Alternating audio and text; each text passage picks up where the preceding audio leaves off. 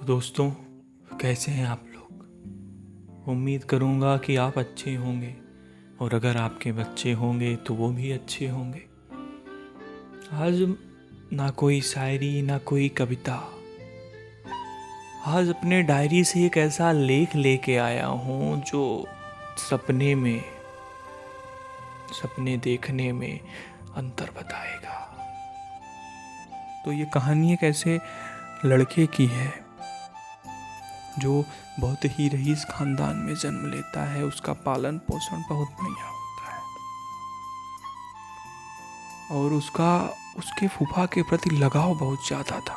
उसके फूफा के प्रति उसका प्यार बहुत ज़्यादा था। उस फूफा को अपने बहुत मानता था, वैसे ही उसके फूफा भी उसको मानते थे। तो जब वो जानने योग्य होता है, वो देखता है कि जब भी उसके फूफा घर आते हैं तो आधे किलोमीटर दूर से ही सबको पता चल जाता है कि उसके फूफा आ रहे हैं।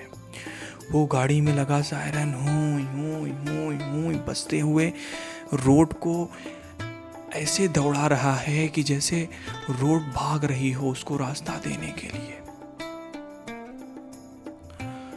तो वो भी समझ जाता था कि हाँ फूफा आ गए, और वो बड़ा भौचक्का रहता था कि इस गाड़ी में आखिर है क्या कि ये रोड के लोग बगल हो जा रहे हैं, इसको रास्ता दे रहे हैं। वो पुलिस उसको सलाम ठोक रही है, जय हिंद बोल रही है। जो पुलिस सबके ऊपर डंडे बरसाती है जिससे सब डरते हैं, वो पुलिस आज इस गाड़ी से डर रही, इस गाड़ी में ऐसा है क्या। लेकिन वो नादान लड़का ये क्या जाने कि गाड़ी में कुछ नहीं है, जो कुछ भी है उस बंदे के अंदर है जो वो गाड़ी में बैठा है। उसके फूफा के अंदर वो रुतबा है। तो वो देखता है कि तुरंत ही गाड़ी आती है उसके घर और ब्रेक लगती है, और अम्बेसडर गाड़ी रहती है, ब्रेक लगती है, उसके पीछे 3-4 गाड़ियाँ, और तुरंत ही पुलिस दौड़ के आती है और उनका गेट खोलती है। वो भी उतरते हैं गाड़ी से और पुलिस बोलती है जय हिंद सर। इतने में वो लड़का दौड़ते दौड़ते आता है, फूफा के बाहों में लिपटता है और बोलता है जय हिंद सर। फूफा उसको गोदी में उठा लेते हैं, वो घर में चला जाता है।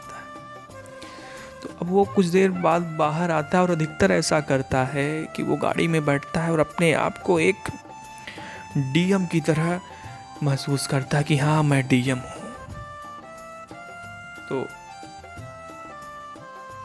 धीरे धीरे समय बीतता है और उससे अब उसका ये सपना बन गया कि उसे डीएम बनना है, और धीरे धीरे ये सपना एक जुनून में बदल गया। और उससे अब कोई भी पूछता था कि बेटा क्या बनना है, मुझे मेरी फूफा की तरह बनना है, ऐसा जवाब उस लड़के का रहता था। तो सब लोग बड़े खुश होते थे, चलो इसका सोच तो है ये बनेगा, लेकिन लोग बड़े अजीब भाव से पेश भी आते थे कि यार ये बचपन का सपना कब तक आगे बनाएगा। वो इतना खुरापाती लड़का था कि उससे पूरा गांव परेशान था। एक वाकया सुनाता हूँ उसका कि उसको एक चच्चा जी थे गांव के, बड़े परेशान करते थे। तो शाम को सब गांव में बैठते हैं, जमा होते हैं किसी बात पे चर्चा करने के लिए। तो हर दिन की तरह सब लोग जमा हुए थे और इत्तेफाक से उसमें वो चाचा जी आ गए थे उसके घर उस दिन उस बैठक में। और जैसे ही चाचा जी खटिए पे लेटे, वो क्या जानते थे उनके साथ ऐसा कांड हो जाएगा कि उनको पानी की जगह कुछ और ही पी लेना पड़ेगा। तो हुआ क्या, वो आके लेटे और लड़का आता है, 7-8 साल का था लड़का। बोलता है कि चाचा पा लागी कैसे है। चाचा जी बोलते हैं कि एकदम मस्त पाटी बेटवा। तो फिर भी उसका चाचा जी मजाक लेते हुए बोलते हैं क्या बेटवा तुहार चड्डी उड्डी फटी रही, बदला कि ना है।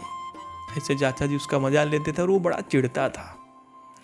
तो होता क्या, वो लेट गए खटिए पे और वो लड़का उनके सर के पास गया तो पहले सर दबाता है, बोलता है चाचा तू हमारा बड़ा ख्याल रखा था।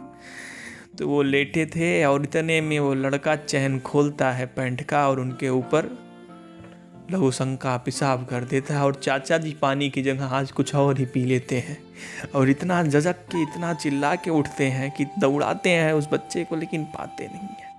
तो समझ लीजिए वो लड़का कितना खुरापाती रहा होगा अपने बचपन के दिनों में। तो अब वो बड़ा हुआ, पढ़ाई करने के लिए बाहर निकलता है। 10th में भी बहुत बढ़िया रिजल्ट लाया। 10th में 98% रिजल्ट आया और बाहर निकला पढ़ाई करने के लिए। अब बाहर निकलता है तो वो उस समय लेखनी के हिंदी साहित्य के प्रति बड़ा आकर्षित हो जाता है। वो लिखने लगता है, जो कि अब लड़की की उम्र 18 साल हो चुकी है। वो कहते हैं ना कि 18 के बाद की उम्र इतनी जल्दी बीतने लगती है कि पता भी नहीं चलता है कि कैसे उम्र बीत रही है। तो होता क्या है, वो लेखनी के प्रति बड़ा आकर्षित होता है और इतना लेखनी में डूब जाता है कि सब कुछ भूल गया। अब उसको बनना है कवि। बहुत बढ़िया बात है कोई अपने मातृभाषा, अपने हिंदी भाषा को आगे ले जाए। अब उसे धीरे धीरे यह आभास होने लगता है कि ये जो मेरा सपना है, ये सपना नहीं, ये एक तरह से हॉबी, मेरा पैशन है। मैं आईएएस बनने के बाद भी इसे कर सकता हूँ। उसे कई लोगों ने समझा, लेकिन वो समझा नहीं। बाद में वो खुद समझा। वो कहते ना, एक कहावत कही गई है कि प्यार भई गदही से तो परी का चीज। तो ठीक उसी प्रकार से मैं यहाँ लेखनी को गदही नहीं बोल रहा हूँ, ना गधा बोल रहा हूँ। मैं बताना ये चाहता हूँ कि उसके लिए किसी परी से कम नहीं था उसका सपना आईएएस का।